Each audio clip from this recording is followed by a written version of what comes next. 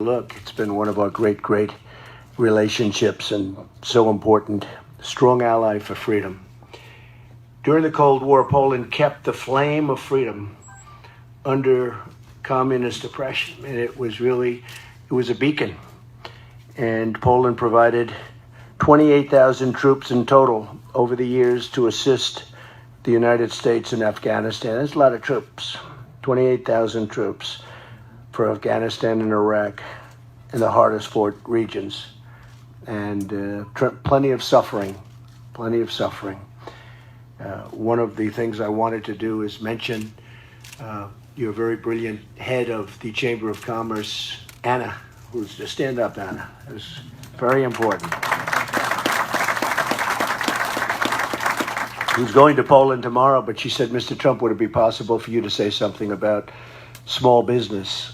And in particular, because people want to come in, they want to open small business. I said, well, the most important thing we can do is taxes, but really maybe even more important than taxes are regulations, because the regulations in our country have become so horrible, so cumbersome, so bureaucratic that it's really becoming almost impossible to open a small business, whether we're dealing with Polish Americans or whether we're dealing with any Americans. It's a horror show.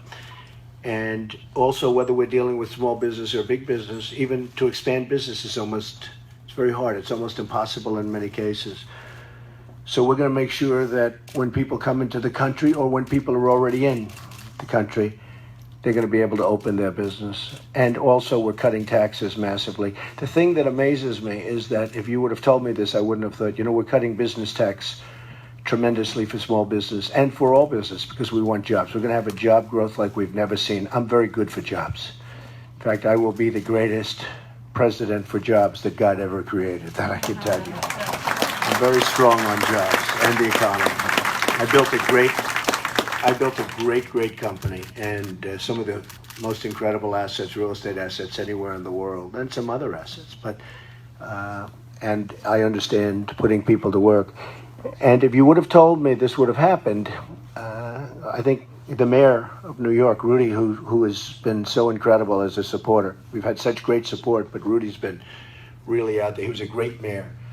I think Rudy would understand this very well. Some of the people in the audience would. So we're doing this massive tax cut, and yet, in my opinion, almost 100% of the time, people that want businesses and want to expand businesses or start new businesses are much more excited about the regulations being cut, because the regulations are making it absolutely, but the taxes are terrible because they're so high, they're so onerous, that they really make it very difficult. But I think that people are more excited about the massive cutting of regulations that we're going to do. And you need some regulation. For safety, for environment, you need some regulation, but we're going to be cutting tremendous amounts of red tape and regulation. And I would never have thought that they're more impressed with that they consider that to be more important than the cutting of taxes. Because in one case, the kind of money we're talking about. In the other case, it's a little amorphous. You don't know. But they're very excited. So, Anna, we will take care of that situation. And I think you and all of the people that you're representing will be very happy. Okay? Now, as president, I will honor Poland's sacrifices for freedom. We're committed to a strong Poland, very committed, totally committed, and a strong Eastern Europe as a bulwark for security and liberty. Campaigning for his wife, Bill Clinton, attacked Poland, saying democracy is too much trouble. Which was an interesting statement, wasn't it? Democracy is too much trouble. And for Poland, apparently, because he disagreed with Poland's opposition to bringing in refugees, and yet his wife wants to bring in refugees from Syria at a rate of 550% more than Obama, who's bringing them in by the thousands and thousands and thousands. So Bill Clinton made that statement, and he talked about for Poland.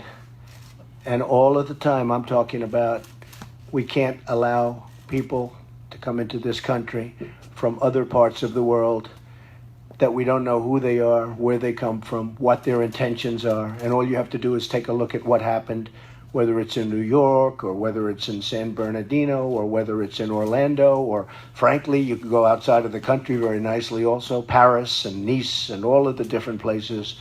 Germany, look what's happening in Germany. It's a disaster. And yet Bill Clinton will make a horrible statement like that concerning Poland.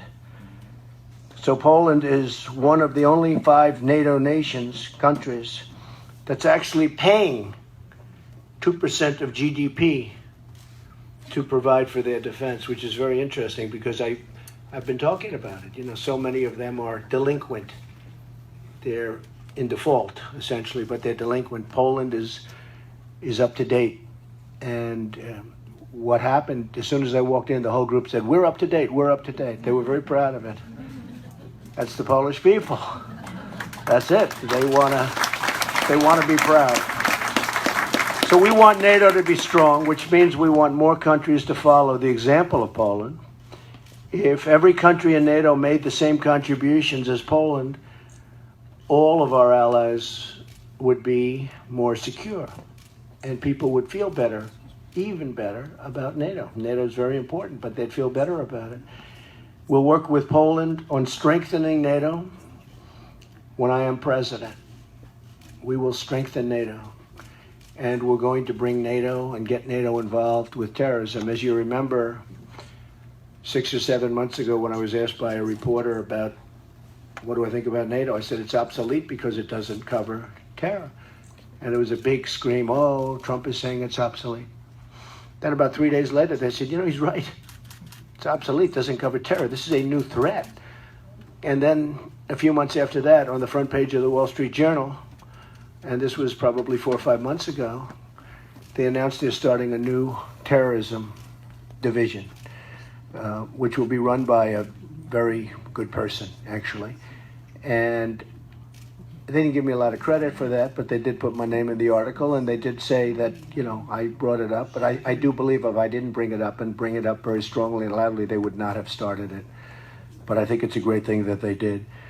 The contributions of the Polish people to America have enriched every aspect of our lives and will be honored if I am in the White House. The Polish people will be honored. Remember that. They deserve it. So I'm asking for your vote. I never thought I'd be saying that. I've been a businessman. Can you believe? Been watching these guys all their lives. I'm asking for your vote. The difference is then they do nothing for you. We're going to make things good. We're going to make America great again. But I'm asking for your vote, and I'm asking for, very importantly, your friendship and your partnership. We're going to work together, and we're going to start now. We're going to have a victory in November. It's going to be a tremendous victory. And we're going to have a Trump administration that's going to get things done, that's going to lower taxes. Hillary Clinton, who I happen to believe is grossly incompetent, by the way. I just feel she's grossly incompetent. But Hillary Clinton is going to increase taxes. And she didn't pass her bar exam in Washington, D.C. And a lot of people don't know that. But I happen to believe that should be very, very bad for our country. I think it would be worse than 4 more years of Obama. It would actually be worse. Oh, dear Lord. And it won't be great for the people that you're representing, but most importantly, it won't be great for the people of our country, because we have a chance to really make America great again. We have a chance to, I think, make America greater than ever before. And whether it's tax, whether it's trade, whether it's regulation, there's so many different things that we're going to do, but we're going to spur growth, and we're going to spur growth in the right direction, not in the wrong direction. So I just want to thank all of the folks that I met today and all of your leadership. And I will tell you, I will never let you down. It will be an amazing thing that's going to happen on November 8th. You know, when I was right in the middle of Brexit, because I was in Europe and I have a lot of property in Europe. I own a lot of great property in Europe. And they asked me the question. They said, "Mr. Trump, what do you think of Brexit? Will it pass?" And everybody virtually was saying it won't. Obama said, no way. In fact, he went over and campaigned against it, as you know. And that's probably the reason it passed. I actually think, in fact, when I heard that, I told two of the newspapers over there, I said, is he really ever? He said, no, he's campaigning very much in favor of, keeping it the old way, the way it was, right? Which was a disaster. I said, well, if he's campaigning, I'm going the opposite way of him. So I said that Brexit will happen what happened. Anyway, that was 2 days before, and everybody printed out, Trump is totally saying that, Brexit is not, that it's going to happen. And it was amazing. It was amazing what happened. So when the UK brilliantly decided to get out, they totally forgot what I said. They totally forgot.